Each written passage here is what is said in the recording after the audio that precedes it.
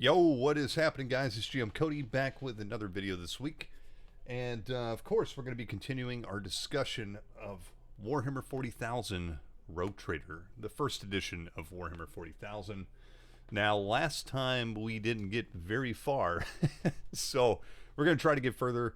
I think it's going to go a little bit more quicker because from here on in, we got through the rules, and I said I wasn't going to talk you through and explain the rules, but I actually kind of did. So that ate up a lot of time. So this time around, it's probably going to go a little bit quicker because we're just going to be looking at a lot of stat lines and stuff, and I'm not going to go through every single one of those.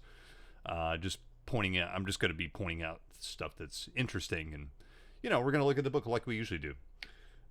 So I do want to start off by saying that I just heard that James Ward passed away just a couple of days ago, maybe yesterday or the day before, and that really saddens me. If you don't know who James Ward is, he is basically the father of science fiction role-playing games.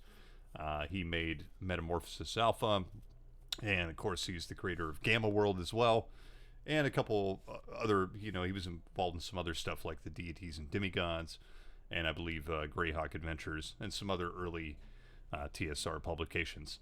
I never got to meet James Ward, unfortunately. I've always wanted to talk to him, never had an opportunity to, but seemed like a really nice guy, and everybody, spoke really highly of him, and his contributions to gaming cannot be overlooked. So just want to say thanks, James. Another great passed away. But on to happier things. We're going to be talking about Warhammer 40,000 Rogue Trader, and let's jump right into it, shall we? All right, so here we are. Last time we left off, we were looking at, we basically looked at all the rules. We looked about, it was basically the whole section about how to play the game. Now, the rest of the book is all, the equipment lists, the vehicle profiles, scenario, and some background information, some fluff. So, the first thing after mutations is the battle at the farm. Now, this is the scenario, the example scenario they give you in this book. And basically, they kind of tell you, give you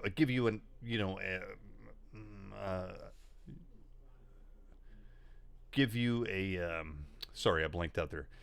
Give you a little bit of an idea of how to create a scenario and what should go into that. So, you should write out the scenario briefly. The game master should, of course. Because, of course, they recommend having a game master.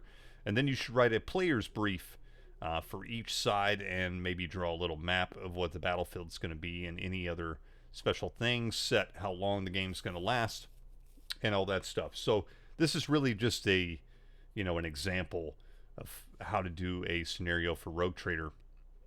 And still very relevant if you're going to play Rogue Trader. This is really the way I think you should approach Rogue Trader, as opposed to try to play it as a mass battle game.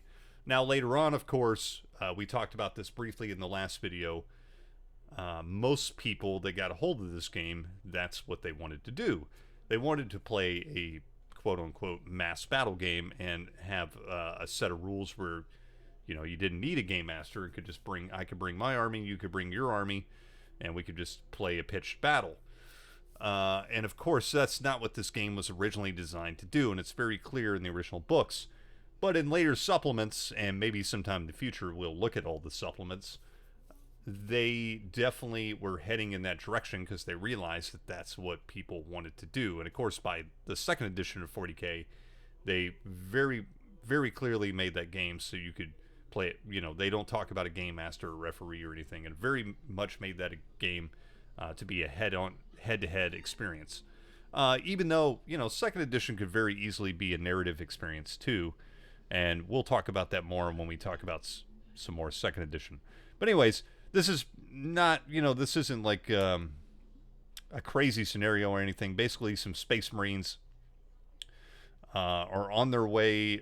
Basically, I think it's the Crimson Fist, and their stronghold's been destroyed, and the last of these Space Marines are trying to meet up with the planetary defense forces in the major city, and they get ambushed by some orcs. They're resting because they've been traveling for days or whatever, and they rest at this farm, and they get ambushed by a group of orcs at this farm. And so that's what the scenario is essentially. The orcs, on the other hand, see, this is the interesting thing about these narrative scenarios. One side would have information that the other side wouldn't have. So the orcs, on the other hand, are not really there to just kill the Space Marines. What they're actually there for is they broke off from the main orc force, and the orc leader, war boss, I don't know if he's really a war boss, Knob or whatever, buried some treasure at this farm, and now he's sneaking away from the main orc force to go back and get his treasure. And so that's so both sides have different objectives, right, and have secret information and things, and that's what's really cool about doing these scenarios with a game master, I think. And again, I think it's something that's been sorely lost in modern wargaming, and I think it's still a really cool thing to do. If you haven't done it yourself, I definitely recommend trying it sometime, even with whatever rule set you want to play. You could play this way with modern 40k rules, and it worked just fine.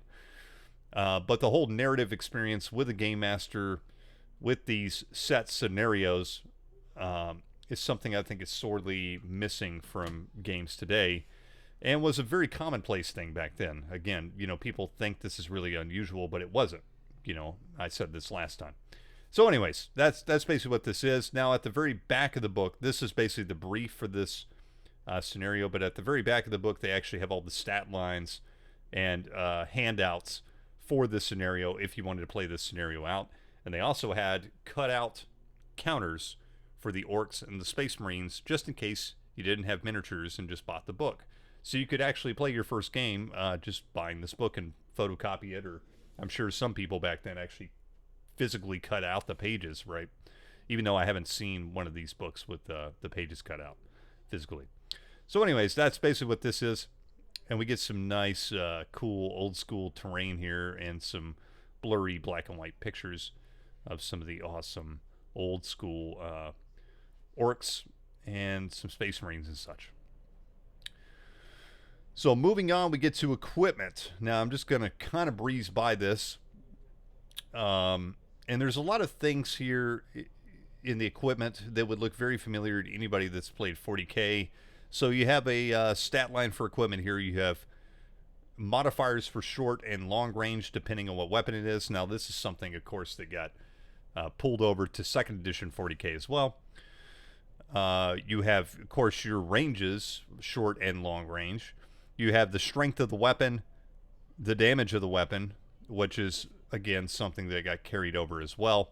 Save modifier, this is very much the same as 2nd edition. Special abilities, and you have either close combat, so it'll put a mark here if it meets any of these qualifications. So you have close combat, heavy, slow, and following fire. And then area of effect, if it's an area of effect weapon, and what radius, template radius you would use if it's an area effect weapon. Now, one thing they have in here is they have a lot of random charts for equipping your dudes. And so you would, when you pick your models, or the GM picks your models, you would roll randomly to see what equipment you have, if the GM didn't just decide what equipment you had. Or you could buy it by points. So there's a lot of different ways you could do it. You don't always have to randomly generate it, but there is random generation here. And later on, like in the supplements, when we get to the actual army lists, when they started making real army lists, they had a mix of both. They had, a point-buy system where you bought like a unit, and you could buy equipment inside of that unit, so you could add a weapon, this and that.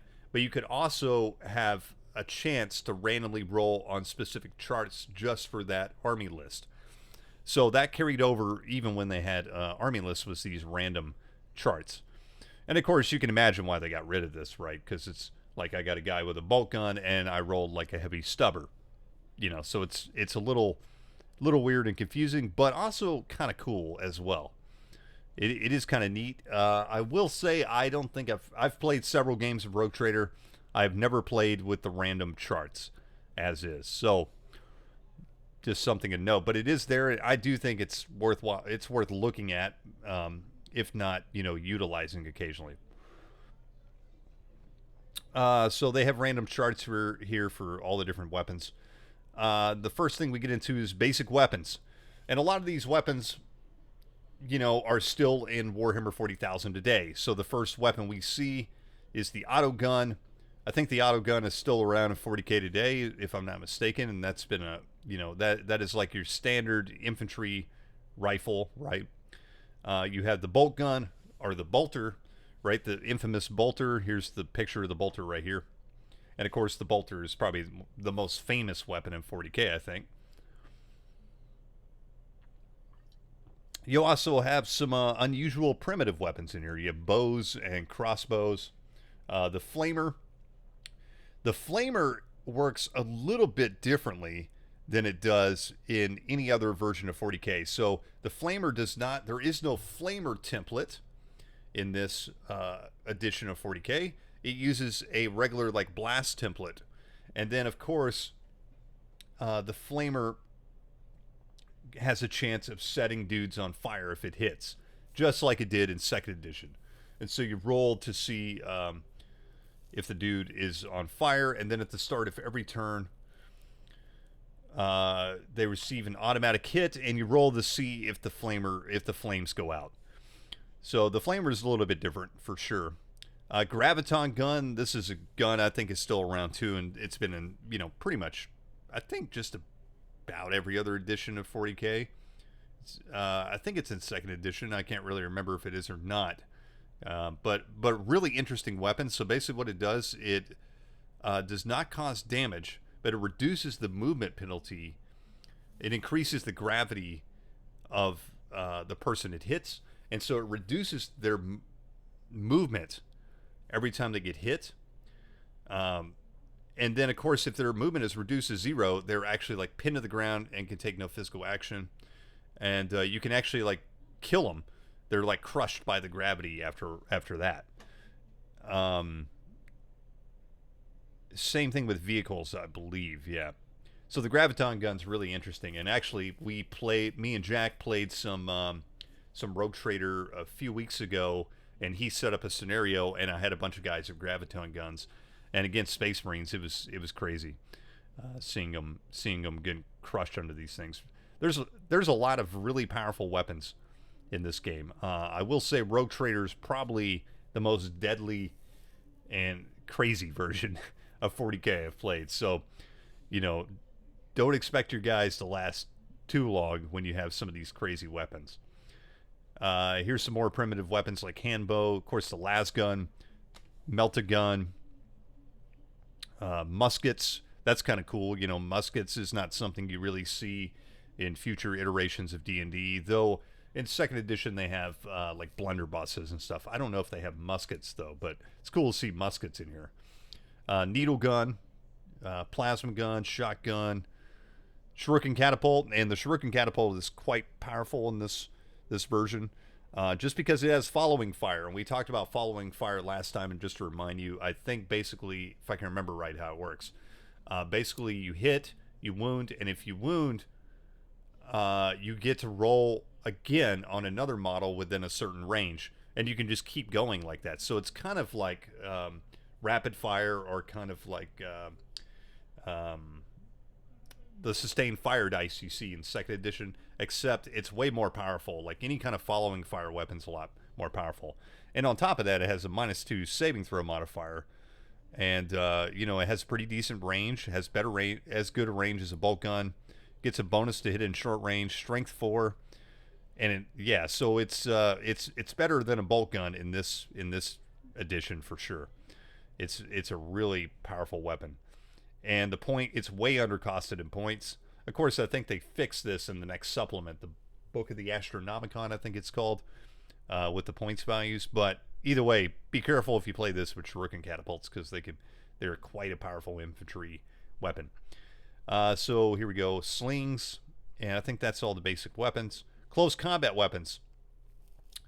You have antique pistol, which is really awesome, like flintlocks and stuff.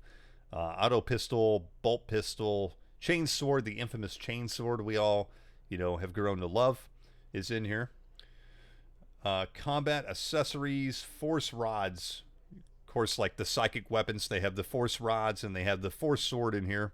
They do work a little bit differently in this version. So because you use side points in this edition, you can use side points to up the strength of the weapon, which is really cool with a force weapon. Hafted weapons, of course, just regular, hafted weapons. Hand flamer works the same way as a regular flamer, just shorter range. Hand weapons, just a regular hand weapon. Improvised weapons.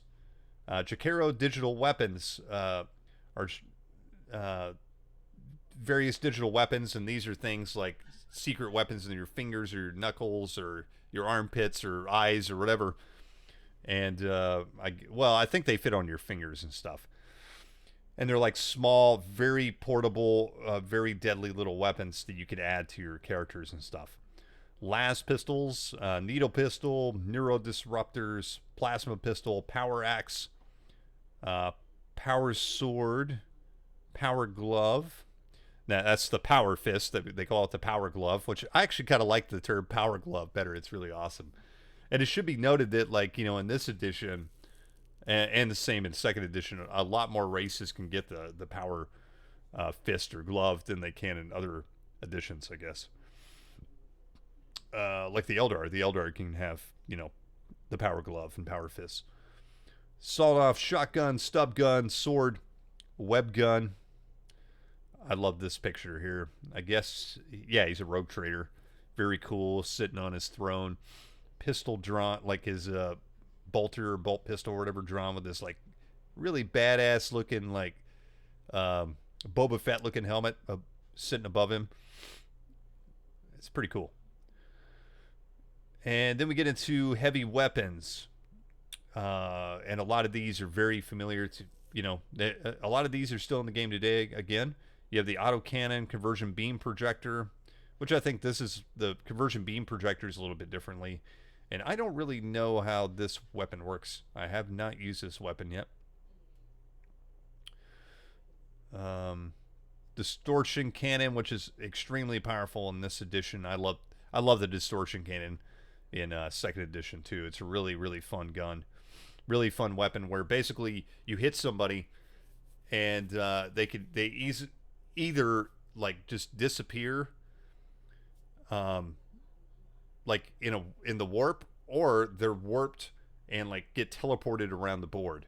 It's a really fun weapon. It's just really wacky and fun. I really love the D cannon. I think it's probably like my favorite heavy weapon in the older versions of 40K. Grenade launcher, heavy bolter, of course, heavy plasma gun, heavy stubber, heavy Weber, missile launcher, and the missile launcher looks really awesome. This Space Marine rocket launcher here. The Weber, I don't really know what it does. I'm assuming it shoots a web and, you get caught in the webs or something. Never used it before. Las cannon, multi-laser, multi-melta. Very cool pictures. Very heavy weapons. So these are like, siege weapons and stuff like that. So you have defense laser, macro cannon, plasma cannon. Some more cool art here. I really like this. Yeah, so these, like, Imperial Guard dudes are like this Eldar landing forces coming in. Then you get these Eldar guys flying in with wings, almost like swooping hawks, kind of, except we don't have swooping hawks yet. They're very cool, these, like, repulsor jet Eldar with wings, like, coming in, assaulting these guys. Very cool picture. Grenades. You have different kinds of grenades, of course. Anti-plant, blind, choke gas, crack, frag, hallucinogen, haywire, knockout gas, melt-a-bombs, photon, plasma, psych-out grenades, rad grenades, scare gas. This is all cool looking stuff too. Smoke, stasis, stum gas, tanglefoot, toxin, virus. I love all the different types of grenades in old school 40K. I just like using the grenades, period. It's a lot of fun and adds a lot of flavor to the game. This is a cool picture too. This like badass Imperial Guard chick with looks like some kind of mutant's head or something. Pretty cool. And of course, we got the infamous Vortex Grenade, which we all love. And the Vortex Grenade kind of works like the D cannon. It's a big grenade, and you see what happens. Now it works a little bit differently. I think it works a little differently in this one. It probably doesn't. It's probably the same. Like it just destroys everything it hits. I do think they get a saving throw to leap out of the way, and I think it's kind of works pretty similarly what it does in second edition. A little bit differently though. It can move around or just vanish or whatever. It just stays there. You roll to see what happens every turn on the Vortex Grenade. But the Vortex Grenade is very, very flavorful and very fun. Of course, in second edition, it got a little cheesy, and most people just out of a gentleman's agreement in second edition would not take a Vortex Grenade, but it could be fun sometimes.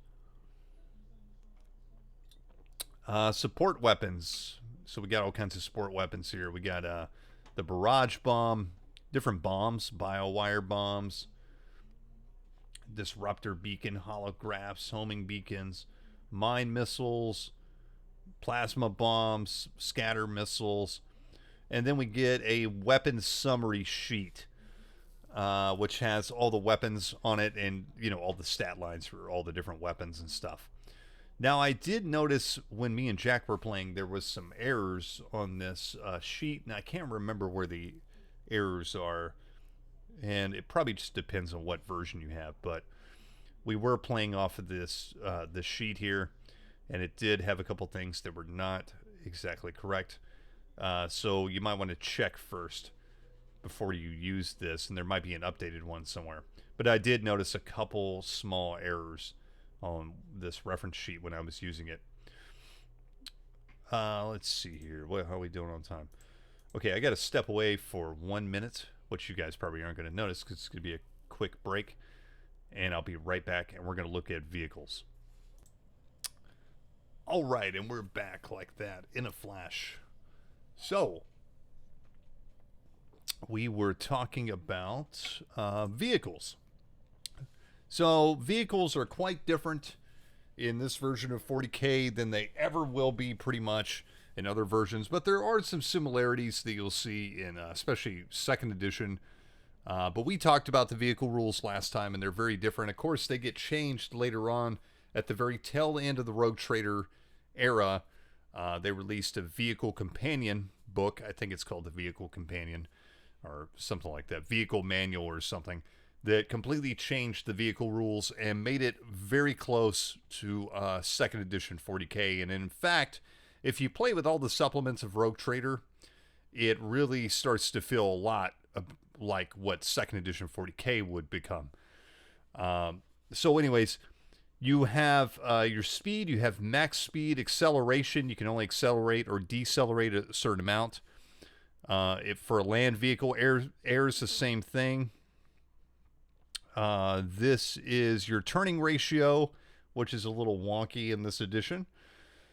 Crew compartment, how many models can fit inside the vehicle, if it can carry any. Toughness. You also have damage, how much damage it could take, saving throw, equipment points, and weapon points. And that determines how much equipment and weapons the vehicle can carry.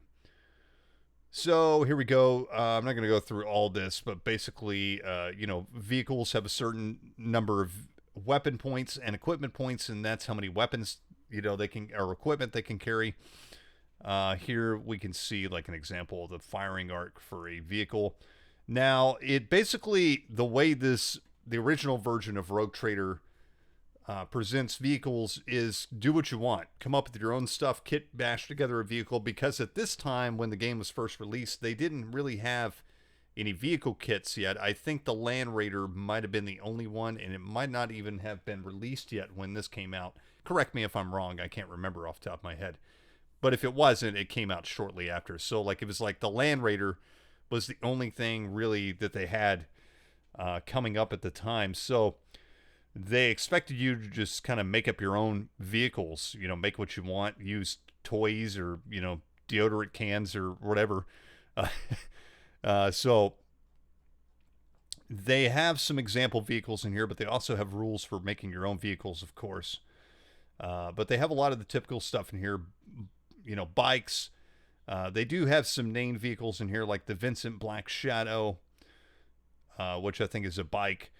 Crawlers, generic stat lines for generic types of vehicles, and you can add or tweak those to suit your taste for whatever kind of vehicles you come up with. And, that is very much the spirit of this game, as I think I said before, that, here's a bunch of stuff, do with it what you will, make up your own shit and have a good time. Get creative, get wild. Here we have some color photos here of some of the new Space Marines that would come out, the plastic Space Marines that were released, and of course the metal orcs, which I love these orcs. And also, I guess some Imperial Guard looking dudes. These don't look like Imperial Guard though. They look like some other type of Citadel miniatures, but cool color spread here, some miniatures. And then we get this really awesome picture of, some early assault marines with these giant turbines attached to their backs, which is just really cool. Some more vehicles. You have flyers in this edition, which is something that would not return to the game until I don't know when. Probably the end of 5th edition or 6th edition is when we got flyers again. But they do have flyer rules in here, and we saw the rules for those, and here's the profiles for different types of flyers. Hover vehicles, and here you can see a really cool, it looks like a scratch-made hover vehicle made out of probably a G.I. Joe toy or something with, like, some modifications added to it. But, that's what you were expected to do. Land speeders, juggernauts. Got another cool picture here of some orcs. Landing pods. Of course, we get landing pods later on too. Regular road vehicles, just cars, and stuff. Tracked vehicles. And then, of course, the infamous and awesome Land Raider. And now I think this was the scratch-built Land Raider. This is not the actual model. This was a prototype that was scratch-built. And I can't remember who made it. I do know, but I can't remember off the top of my head. One of the guys in the studio scratch built this Land Raider, and of course, this is not what the actual model would look like, but pretty close to what the model would look like, and the stats for the Land Raider. And some more cool pictures of the Land Raider here, all done up with the Crimson Fist banner. Really cool. Walkers, of course, the Stega tank, which is cool. We get some more awesome art here of some Space Marines. And this dude, I love this dude back here getting his face fried. It's really awesome. Armor. Different kinds of armor, and basically all the kind of stuff you would expect from armor. You have power armor, you have mesh armor, you also have some primitive armor like chainmail and plate armor, I guess, shields, right? So you kind of incorporate some of that like science fantasy kind of stuff. And of course you also have a lot of the force fields in here that you would see again in 2nd edition, like the conversion field, the displacer field, refractor field. All those would make their way into 2nd edition. So really cool. One thing to note is, of course, the power armor only gives you famously, it only gives you a 4-up save instead of a 3-up save like in later editions. And this was changed in one of the supplements, and Space Marines got a little bit of boost. So they're originally toughness 3 with a 4-up armor save. And then we would see later on when they released the full army list and the other supplements, the compendiums or whatever compilation, one of those books, the Space Marines got it was actually in White Dwarf, and then they put it in those books. The Space Marines got a really big update and were boosted up to toughness 4 and got the 3+ armor save. And here we get a really cool, break apart shot of the Space Marine power armor and how it operates and all the bits and bobs. And I always loved this stuff when I was a kid when they do these diagrams in these old books, especially like the BattleTech stuff, where they had like the mech diagrams and broke the mechs apart. And this is really cool. This is just equally as cool, right? They break apart the entire like Space Marine armor and kit and shows you what all these bits are. So really cool. Robots, and there are robots in this game, and more tables to randomly generate what kind of robot and stuff, and then typical profiles for different types of robots. This picture's awesome with this robot with like skulls on it, and this banner just like crushing the shit out of these orcs, I think. Really cool. He's just knocking this dude on the head and just going on a rampage. Really cool. Bionics, so you can add bionics to your heroes and such. And miscellaneous equipment, of course, you have different stuff. You can add infravision and flight packs and Frenzon, and I don't think combat and drugs are in here, but you have communicators and ejector seats, different kinds of drugs, rad suits, targeters, teleporters, all that kind of stuff. Extra bits and bobs you can add to your vehicles and your characters and stuff. And all that's really cool. And another really cool picture here is some Space Marines going across what I imagine is some kind of wasteland world. I really like this sketchy looking art. Sketchy in a good way. Another cool picture here. Yeah, I'm not exactly sure what's going on here, but it's a 2-page spread. And yeah, I'm not really exactly sure what's going on, but I dig it. The Age of the Imperium.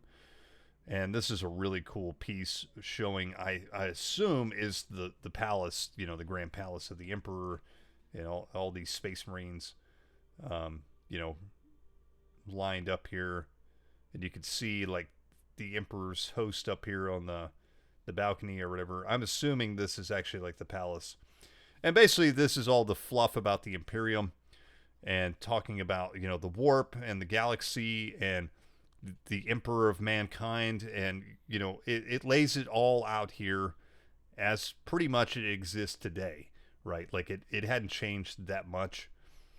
The navigators and the Astronomicon and all that stuff is in here, and the hierarchy of the Imperium and the Adeptus Mechanicus and the Adeptus Arbites, and all the different the Inquisition and the Rogue Traders and the Legion Astartes and all the different, bits and bobs of the Imperium and their organization and hierarchy. It does one thing you're going to notice in the fluff. It does not talk about, I'm pretty sure it doesn't talk about the Horus Heresy yet, because that would get introduced later in the first edition of Epic. Epic Space Marine would introduce the concept of the Horus Heresy. I don't think it talks about it in here. And the other thing that I did mention last time is you're not going to see anything about chaos in here, really. I don't think there's any mention of chaos. If there is, it's very brief. But of course, later on, the whole concept of chaos, I think, was floating around, of course, but they introduced it later on in 2 big hardcover books. Slaves to Darkness and whatever the other one is. I can't remember off the top of my head.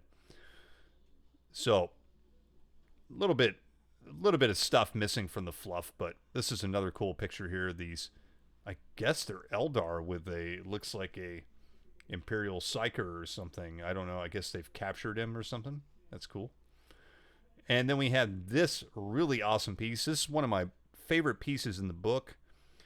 I'm not really sure what this is supposed to be. It's either supposed to be, I guess, the Emperor or maybe a Navigator. Not really sure, but it's really cool nonetheless. And then we get into some profiles of different characters you would see in the Imperium. And it kind of breaks it down like that, all the different races and factions, and then gives you a little bit of backstory and fluff, and then breaks down their actual rules. So you have typical human profiles here, and the profiles are very simple. In Rogue Trader, you have you know, your basic fighting dude. You have champions, minor hero, and major hero, and it's like that for pretty much every faction, right? More fluff. Here you've got stuff about the Adeptus Terra, and you know there's stat lines: Adeptus Custodes, Mechanicus, Arbites, and all that stuff. Different equipment that each of those orders would have.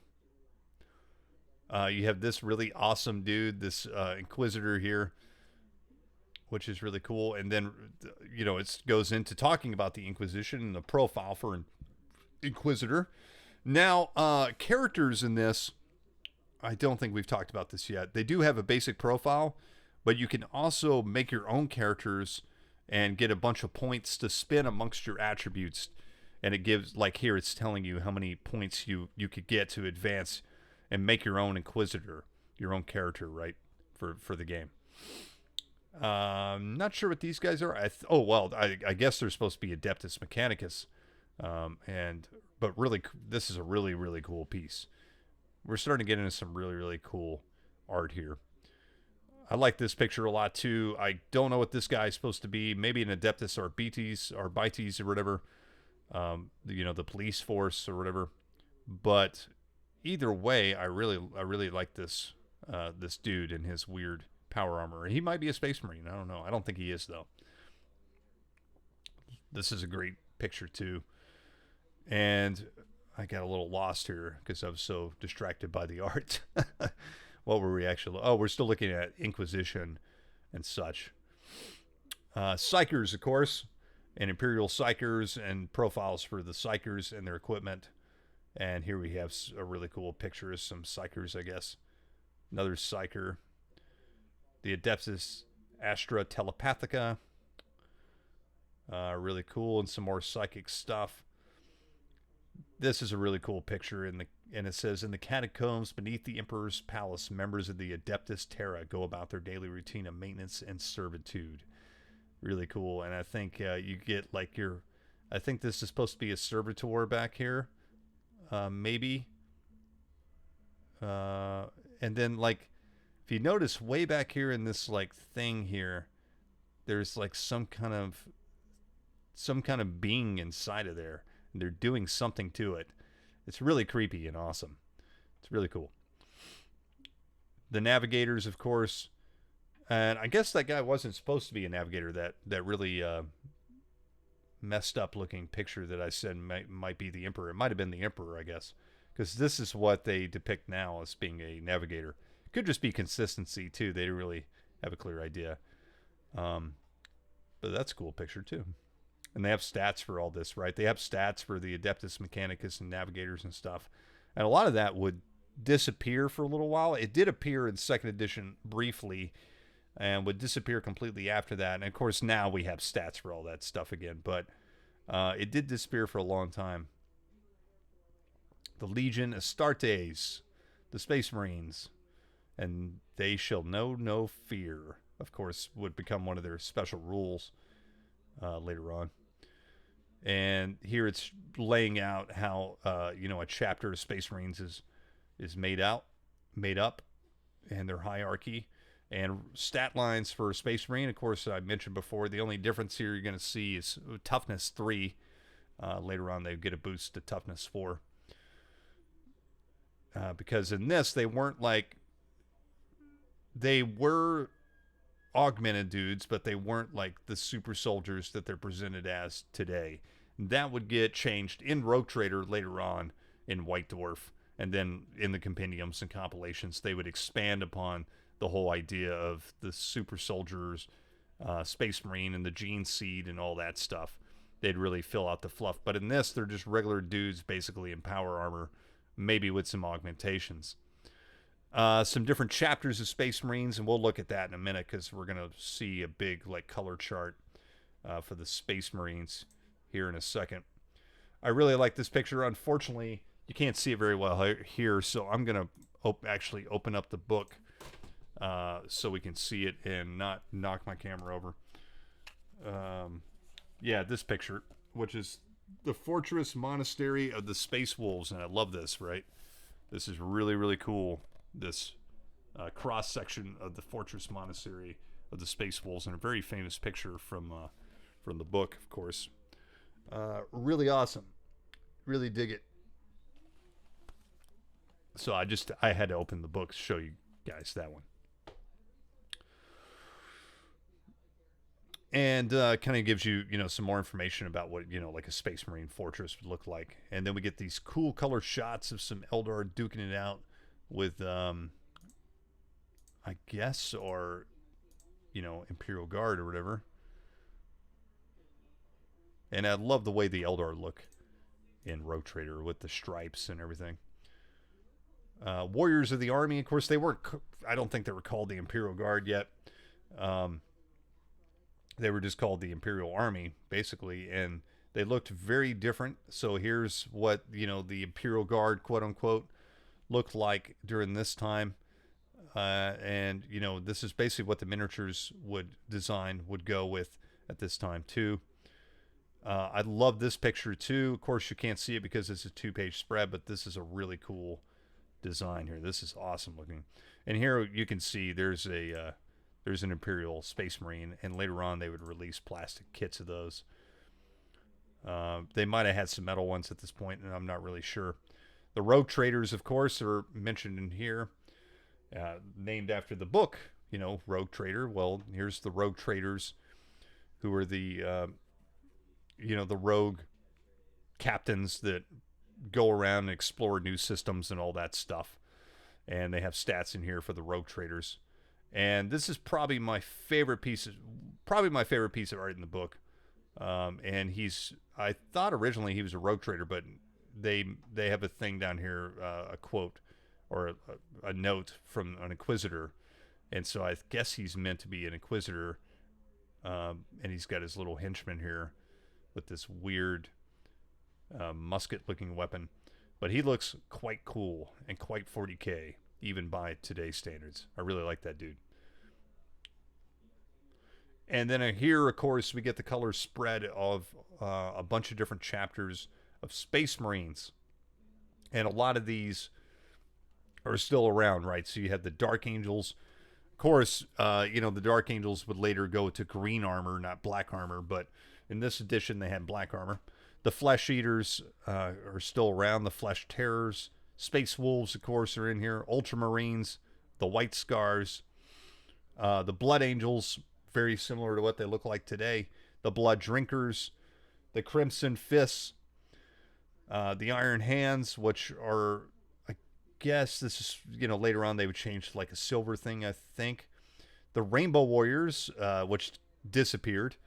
And the Rainbow Warriors was supposed to be a play on like an environmental group that was, I think, based out of Britain at the time, and they were a very popular thing that was happening at the time. And so this was kind of, I guess, if I understand this right, they included them in here as a kind of support for the environmental struggle or fight or whatever. Just a little nod to that. And of course the Rainbow Warriors would disappear after this book, basically. The Silver Skulls, which are really cool, but they would disappear too, I think. I don't think they stuck around either. And then also here to the side, they kind of show you the medics, the field police, which I don't think ever get mentioned again either, and the chaplains. And I really like the insignias, and like the stripes on their face actually tell you what their rank is. So, a trooper is just a single stripe, and the trooper veteran is a stripe, a dark stripe with, little stripes inside. A sergeant is a big stripe with small stripes. I really like that. It's really cool. Cool way to do the insignias for all the, the ranks. Then we get into assassins. And of course, you don't have all the different like assassins that you did like in 2nd edition. And they were much more, they're still badass, but they're much more toned down than they were like in 2nd edition. But they're, you do have the Imperial assassins in here. Get another really cool color spread here. I love this. All these little pieces here, they are really cool. I'm going to zoom in so we can look at them closer a little bit more. Very cool. I like this one at the top with this creepy looking. I guess he's an orc or something. I don't really know what's going on. And this piece is great. The Emperor's Palace, and I guess that's supposed to be the Emperor, you know, being brought out to the masses. Very cool. Love this little vignette here of the Space Marines. It looks like on like a hive world, or you know, in a spaceship or something. Probably a spaceship. I see like airlock there, fighting these orcs, and this is just amazing. Little diorama here. Check this out. How badass is that? Very cool. Abhumans. So we got beastmen and halflings, ogrins. The squats, of course, are in here, introduced. You know, fan favorite, the squats. And here's the squats, you know, the space dwarves, who would get removed shortly after second edition came out and not really talked about again. But they did have squat models during this time, and here's the, you know, the squat miniatures, and later on they would have more released for them. The Eldar, we get into the Eldar here, I think. Yeah, the Eldar race in the craft worlds. And, you know, the idea of the craft worlds and the Eldar were very much alive. And in here, I love the way the depictions of the Eldar are in Rogue Trader. Very cool. Here we have a cross-section of Eldar naked and in armor. And I guess behind here is supposed to be a craft world. And here we have another cool diorama of some Eldar. Looks like they're fighting some squats. And that's really, really awesome. And we get some close-ups of some Eldar models here. And some different types of craft worlds. And I don't think any of these... I think all these are like renegade mercenaries Eldar. These aren't craft world Eldar. So you have like the Void Dragons, Warp Hunters... the Sun Blitz Brotherhood, Eldritch Raiders, Still Eye Reavers, and different color schemes you can do with these really cool like tiger stripes on their helmets, which I really love, and you really wouldn't see again. We get some more color shots here of the orcs, and of course it starts talking about the orcs and how we doing on time. Yeah, we're probably going to wrap it up here in just a minute. But this is really cool, and man, I love the Rogue Trader orcs. They're just awesome. They're really cool. And the rules for the orcs, and some more cool art here. I'm really getting distracted by the art and stuff. This is another one of my favorite pieces. All the I don't really sure what this is supposed to be. I always imagined this to be like a Rogue Trader, or like a Rogue Trader's like Rechuan. You got this Eldar mercenary and this like priest dude. And this servitor chick, maybe, like she's like a tech girl, and this noble, and this guy's like the bodyguard, and you got like this squat, like commando or whatever. I don't know. That's what I always imagined it to be, but I'm not quite sure. I really like this here. We got another color thing. This psyker leading, looks like some just power armored dudes. I don't think they're Space Marines per se, but they're just like power armored guys. He's like leading them somewhere. Another shot of the Land Raider with some Space Marines around it, some Imperial Guard. Some more close-ups of the new, you know, Space Marines at the time, the plastic kits that came out. And I love this, you know, the Space Marine helmets on like the pole. Really cool. More orc stuff, talking about the Gretchen, of course. The small orcs. This is a very famous picture, and probably, you know, one of the best pieces of art in here, in my opinion. And this was in the second edition book too. Really cool piece. And next we would start talking about the Slaawn. So I think we are on page 195. That's a good place to leave off for tonight. I've almost gone 50 minutes. So yeah, we'll leave off there for tonight, and we will pick this up again next week, doing part 3 of Warhammer 40,000 Rogue Trader. So it's going to take me like almost 3 hours to go through this, which is kind of what I expected. And then after that, after we get done looking at Rogue Trader, we're going to go back to looking at D&D, and we're going to look specifically at Chainmail.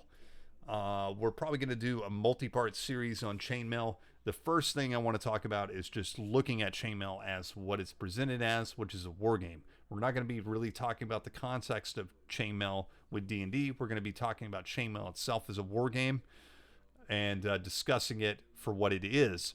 And then we will do another part, maybe another part after that, talking about incorporating chainmail with D&D, how you can do that, some good resources to do that, and what the original white box is referring to when it refers to chainmail. We'll look at those references. So anyways, hope you guys have enjoyed this video. Thanks for watching. Remember, give me a thumbs up if you like the video.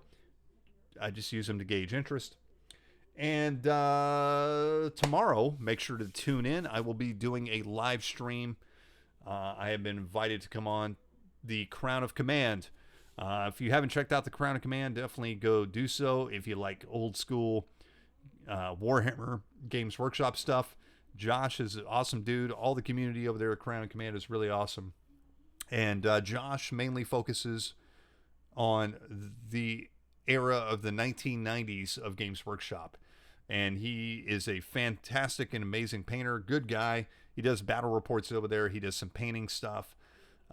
He does interviews with people. He's got a podcast too called The Crown of Command, where he does a bunch of the same thing. He's a very prolific and busy guy, and I love that channel, so it's going to be really awesome for me. And I'm a big fan of Games Workshop, old school Games Workshop stuff. So if you are too, make sure to tune in because I will be on the Crown of Command tomorrow, discussing with Josh, talking about how I got into Warhammer back in the day, and we'll just be shooting the shit and just having a good time for a couple hours. So make sure to tune in. That's 9 o'clock Central Time, my time, and it should be a good time. So that's it. Hope you guys have a good night. We will hopefully see you next week. I know I missed last week. I try to keep on top of it, but it's hard sometimes. I get busy. I do it when I can, guys. So we'll see you next time. Hopefully next week. Hope you all have a good one. Peace.